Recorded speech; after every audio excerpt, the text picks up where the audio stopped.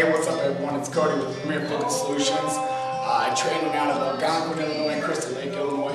Today we are here at the Algonquin location, Premier Fitness Solutions, and I'm going to go through a little kettlebell exercise with you guys.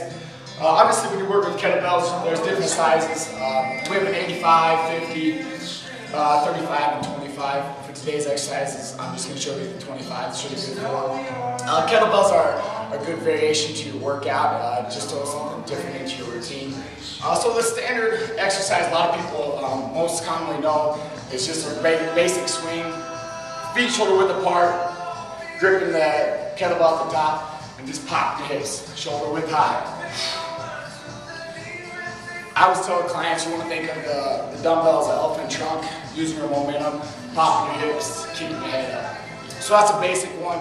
As you advance and get a little better at it, you can toss it up and catch it. You just drop your hand in, keep your head up, pop your hips. So that's number two. Another one I like to do a lot with clients.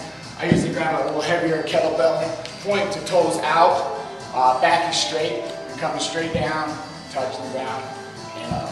Really, really good for the thighs, good for the glutes.